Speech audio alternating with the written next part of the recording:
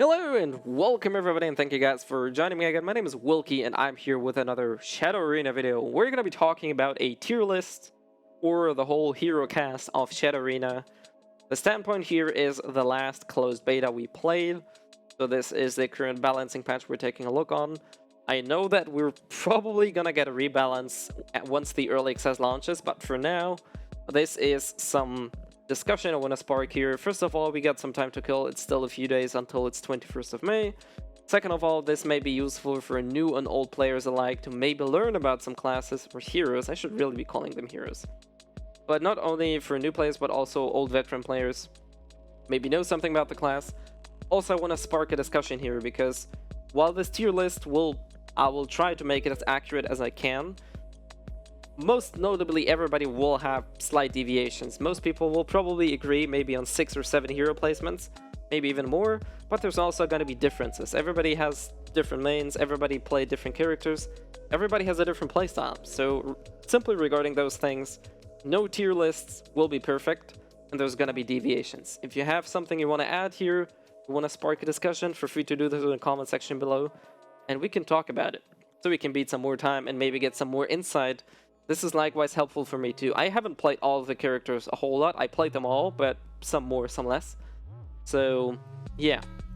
The other thing I want to mention here, this is for solos only. I only played solos. I did 2 duo runs. They didn't work out very well, but I didn't have a really good partner for me. So, and Badal is not really that great, but yeah, this is, as I said, strictly for solo queue only. So there's that. Let's start off the show. We're gonna go from left to right. So the first one we gotta pick here is Schulz or the Berserker. Now, personally, if I had C+ or B- tier, he'd be right in between those two. But from my experience, I'd put him in C tier for a multitude of reasons. A, he's not a fully trash character, so I don't think he's D tier, but he has a few flaws. The main flaws being his skills don't synergize that well. So some of his skills don't really make a whole lot of sense in his kit, which means you can't really either chain them all together or they don't really, build up on one of another. Most notably, he is also susceptible to third-partying, and being third-partied in this game means you're duking it out with another person. So for example, a Schulz is grabbing an Orin and he's using his grab and then he's following up with other moves. And there's, for example, a third player, a Guyen, coming around the corner and seeing like, oh, this Schulz just grabbed this Orin, let me wait until he finishes his combo and then I'm gonna bump in.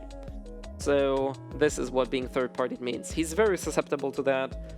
His jump is very sluggish and slow in the execution, so he's very susceptible to that too. And generally, I think he's underrepresented. And this may be sounding weird, but I think due to the fact that not a whole lot of people playing it, we do lack severe knowledge of this character. He's probably B tier, but right now, with not many players playing him, and at least I personally haven't encountered a good one, I'd place him in C tier. This is also one of the few characters where I think it will jump around a lot on the tier list for other players. But yeah, this is my opinion on Schulz. C tier, not absolute dog shit, but could be better, and I think needs a little bit of rework and some of his moves. Badal. Striker, whatever you want to call him. My main character was in the betas I played. I played other characters more too, but mainly I played Badal. So for me, honestly, it's a toss-up between A and B tier. The main reason I'm putting him into B tier is because I want to use A tier for better characters than him. A few things that I like to mention here. Obviously, Badal's strongest side or kit is his combo. He can convert his combo out of a lot of moves, so he's not reliant on one specific combo opener. So he's very, I guess, friendly, or it's not really friendly, but you can convert combos out of a lot of moves. Obviously, you're not going to get the optimal damage output, and you're not going to get the longest combo if you just throw skills in there. So in order to achieve maximum DPS, you do want to start in a specific order. But generally speaking, whether you use your Thunderbreaker, you grab a person, you just F-knock them, or you use your Strider, or Asura Strat is what the skill was called, it doesn't really matter. You can combo out of this, which is really good, and which makes him a really versatile character, because he can play around his cooldowns a little bit, especially if the character you're fighting or the hero you're fighting against doesn't have full HP. You don't really rely on having the best combo output in general, because you can just combo convert out of these moves, which makes him very, very suitable in terms of 1v1s and combo games. He's very susceptible to third partying as well, because he doesn't have that much burst. He has very, very long combos, which in a 1v1 works absolutely fine. In a game which is free for all and you can't get third partied, it is a major drawback. The other thing why I'd like to put him in B tier, he's very susceptible to range. He doesn't have a charge like Schulz, he doesn't have CC ignore, and he does have a ranged ability, I know, but it's poop. It really is the weakest link in his kit. The range move, you're stationary, you don't have any protection on it. The range move itself, if it's not enhanced, doesn't have any CC at all. It deals okay damage. It puts you in place. It's just really... The rest of his kit is very well suited and combinable. His range move doesn't. It's not really good, really. It can be used as a finisher, and I did snipe people with it. I also third-party people with it. But it's really situational, and it's not really that great compared to other ranged abilities we have in the game, so yeah. Also, the last thing, which a lot of people don't know because they probably haven't played him all that much, he's very stamina hungry. So you really have to manage your stamina well if you want to put out maximum DPS. Now, I know stamina is required for a lot of other people as well, but if you don't have stamina as Badal, you cannot combo very well at all. You cannot combo very well at all. And the main reason for that is because Asura strat takes so much stamina, and if you can't use this move at all, you're left with your skills, and your combo is, first of all, gonna be severely lacking in damage, and also duration. Most notably, you're also a dead fish because you don't have stamina, so you can't really dodge, you can't run away, or you can't prolong your combo. So stamina management is crucial, and these are the reasons I put him in B tier and not in A tier. But I very well understand if people want to put him in A tier. Haru, the rat, or the rat pack, whatever you want to call it, did get a significant buff in the last beta. I think she's also a little bit underrepresented by good players. There were a lot of Haru players, so you've seen that hero a lot, but I don't think we had that many good players around it. There are like 2 to 3 people that did actually give me a lot of trouble with it, but generally I think there's a lot more to Haru that we simply didn't know. She boasts a little bit of a different playstyle. She's very good at hit and run. Her right mouse button, her stealth, which was pretty much a gimmick in the beta before that, did get a significant buff, and I think it's more useful now. I still think it's a little bit counterintuitive because it leads or allows people to just roam around, dodge people, and survive very long. The problem is, if you're entering the final circles with blue gear, which a lot of Harus do, probably for those reasons, you're not going to be doing very well.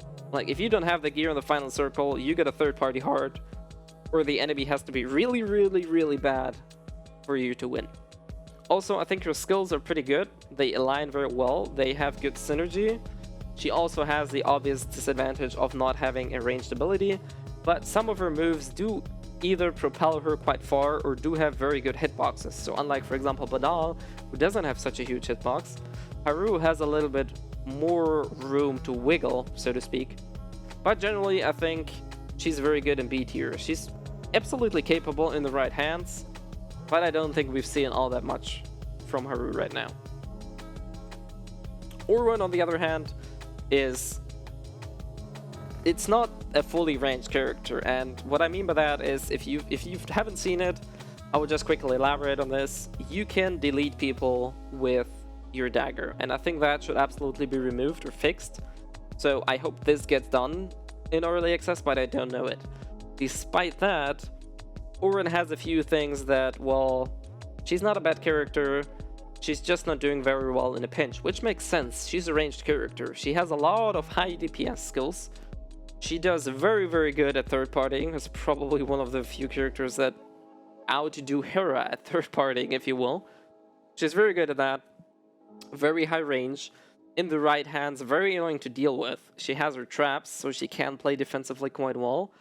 And she's also one of the few characters that can use the environment very well. I think a lot of people underestimate how good or useful it can be to sit on a rock, to climb on a house. And Orin, if done right, can be a real pain in the butt if done with that. However, she lacks most defensive mechanics. She has one super armor, if I'm not mistaken, and that one is very situational too. So unless you're very aware of that, and you maybe have set up some traps, Orin will probably get the short end of the stick in a lot of these matchups. So, Yeonhwa, Mawa, Bawa, Plum, Beiwa, whatever you want to call her, the waifu, I guess, of the game. I think she's actually an A tier character. I think I adjusted this when I posted a tier list a while ago where I put her in B tier, but I do think she's an A tier character for a few reasons. First of all, she's very good at chasing people down.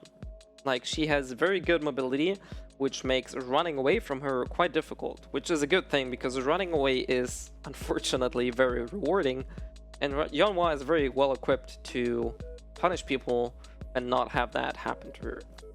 Second of all, her ranged ability, the arrow, I forgot the name, the charged arrow, is very, very, very good. First of all, it's a knockdown with a very long duration. Second of all, it deals a really good amount of damage. Like, I think a lot of people underestimate how hard that thing hits when it's fully charged. It's scary.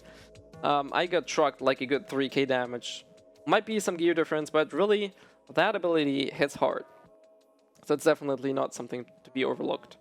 The other skills, I think, synergize very well. Red Moon being probably one of the best abilities in the game. Super high damage output, very good AoE, is partially protected, has a knockdown, or I think it's blowback at the end. So very, very good skill, really good. You can sort of even aim it and move around, so it's very hard to dodge. If you use your move right, there's not a whole lot people can do about it, unless you're like Schulz or Badal and you grab Mawa or Yeonhwa out of it. There's not a whole lot of stuff you can do about this. Clairvoyance or her counter, I'm not so sure. This one has to be verified. Apparently, you're supposed to counter even grabs. So I did grab a couple Yeonhwas who were blocking or countering. Apparently, that's not a case, or that shouldn't be working. But I can't really confirm. I did not manage to try that, so I don't know. But if that is true, then she has the only ability to counter everything else, which is really, really strong in the right hands. Also, her backstab slash, I'm not sure what the name is in-game. Very neat skill. Very good mobility skill, has a stagger on it, so you can interrupt people if they want to try and engage, which is, I think, also very underrated. That skill stopped me so many times dead in my track when I used my dash right-click, which consumes a lot of my stamina, and the Yeonhwa was just using her backstab slash and bumped me out of my stamina, or my dash. I used my stamina, I got pushed back. Really, really good. I think in the right hands, she's definitely one of the stronger characters. Also, this is suspect to be changed. I probably see a lot of people putting her into B tier, but I think she's really good overall. Ahon Kiris or Sork or Sorceress. Now, I have a very bad relationships with Sorks coming from BDO, and that sort of translates over to Shadowruna. The main reason I hate them so much is because they are very suitable to fight against Badal, so I naturally have a problem against them. Despite that, despite my personal bias, I think they have a very good kit. They have ranged abilities, they have a good amount of CC, they have an iframe, they have very good AoEs paired with their CCs, so some of the moves are very, well, I wouldn't say easy or foolproof, but you have a lot of room and you can use them and catch people off guard quite nicely. It's not like a small punch or something. So most of her AoEs are very good. She has her chain lightning. That thing is up for debate. I think the skill is very good because used in the right situation, there's absolutely nothing you can do against it. However, I think most people just use it wrong. They just start zapping people at max range and obviously they will escape. So there's that. But I think this ability is also very good. And she has a bunch of ranged abilities paired with her melee abilities. She also has a very good combo game. She does take stamina, she does take a while to kill you, but she has a very, very solid all-rounder kit, and compared to Badal's combo, for example, she also comes with good ranged abilities, she has a safe ranged engage, and she can play at mid-range as well. Technically, even at long range also, she will definitely fall behind Haru and Orin there, but if needed, she can just stay at a safe distance and poke people. So definitely A tier. I think she's a very, very good kit. She does require a little bit more skill to play than other classes, so I think a lot of people get confused. But it was pretty much similar to that in Black Desert, really. If you played that and had a good Sork player, he was almost unbeatable. If you had a trash Sork, they probably didn't know what the hell they were doing and they died. So it's very similar here. I do think, though, that she has a very good kit. It definitely belongs into A tier for me. Goyen, Broyen. Well, I don't think there needs to be a whole lot of explanation to be done here. After the nerf, he still is a very solid character. He's not completely over the roof like he used to be, but having Iron Pulverizer, his Solar Flare, his Stinger, his one, whatever you want to call it, reduced in distance traveled, he does have a little bit of a harder time to engage people. Back in the days in the beta before that, that move was really, really good. It still is very good, it just doesn't have the range anymore it used to be. So, also they did change it so that you spend more HP using his abilities, but in return you recover more HP. So what they try to achieve here is they try to make it more punishing just whiffing skills, but don't nerf him directly by giving him more HP back once he actually lands the moves. Still a very good kit, has insane damage output, a very good combo game, probably one if not the best PvE clear in the game. His spin to win is very good to clear, his spin to win is also very good for Shadow Lords. Generally though, I think he's in a very good position. I don't think he's too strong, because he does have flaws. He doesn't have a ranged ability at all. So once you bait out his engages, he's not actually as scary anymore, because there's not so much he can do. Most other moves are very stationary or unprotected. So it's not like he can just press all buttons straight off the bat and kill you. However, he does pack a very good punch, and he has a very good comeback potential because of how much he can recover when he lands those skills.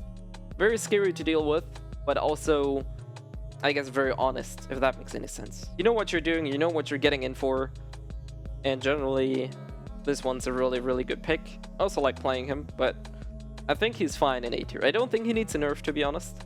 I think the others just need to be brought up a little bit further, so it's not as apparent that he's such a strong character.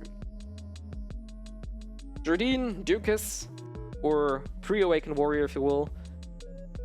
Boy, I think this is also one of the most underrated characters. He has a very, very good kit. Spinning Slash deals so much damage, it's so satisfying to land that one. He has a very good kit. He has a ranged ability with a knockdown.